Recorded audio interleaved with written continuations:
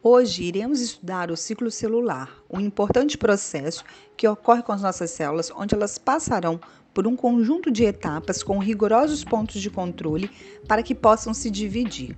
O ciclo celular pode ser dividido em duas partes.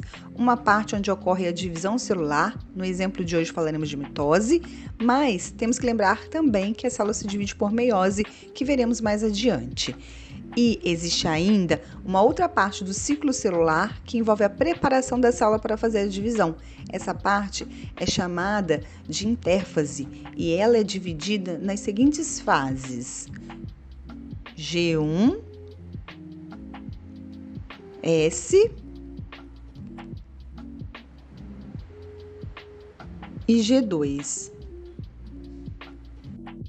É importante lembrar que as células que não estão se preparando para se dividir encontram-se em G0 executando suas funções. Porém, existem células que, devido a um dano no órgão, entram em G1 se preparando para a divisão, aumentando de tamanho e sintetizando organelas e moléculas importantes para o metabolismo. Exemplos são as células do intestino, medula óssea, folículo capilar. Há também as células que encontram-se permanentemente em G0 até que elas ou o organismo morram, como por exemplo, neurônios e hemácias. Ao final de G1, a célula passará por um ponto de verificação onde irá analisar o ambiente interno e externo dela para prosseguir para a próxima fase S.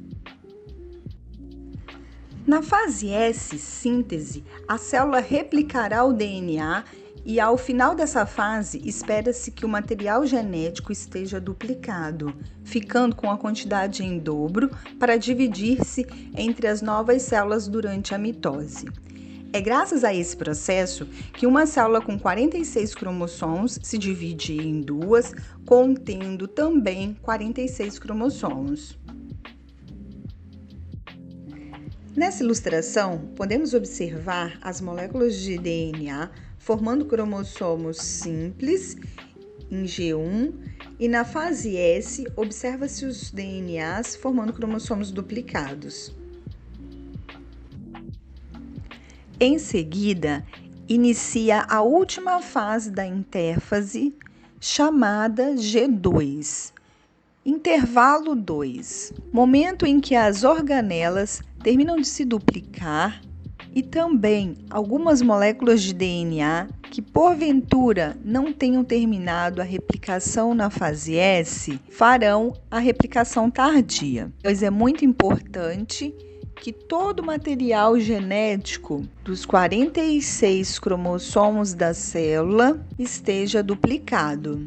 Ao final da fase G2, a célula passará novamente por um ponto de verificação para analisar se todo o material genético e organelas estão duplicados, se não há erros no DNA.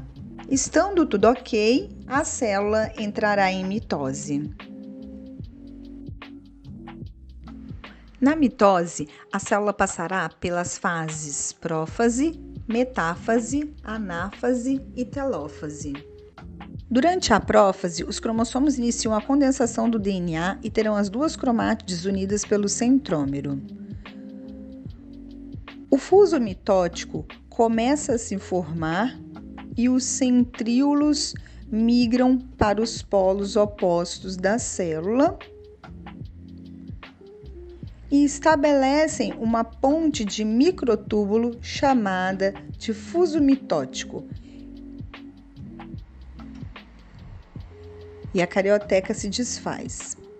Próximo ao final da prófase, os cromossomos ligam o seu centrômero às fibras do fuso para mover-se.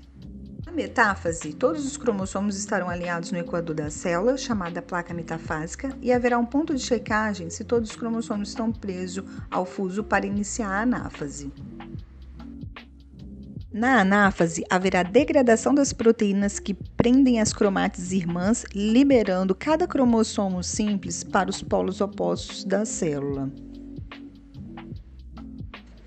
Na telófase, um anel de constrição formado por filamentos de actina se forma na célula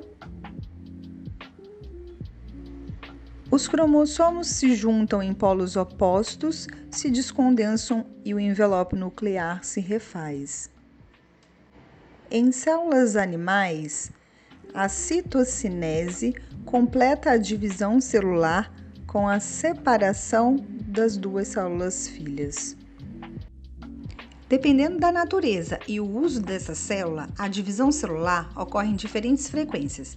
Células de pele têm uma alta taxa de renovação e passam frequentemente por divisão. Já as células no músculo raramente se dividem. A exatidão da mitose, assim como a consistência dos pontos de checagem, garante que a maioria das células produzam cópias exatas de si mesma. Esse processo permite o crescimento e reparo necessário para a fisiologia, assim como para a vida.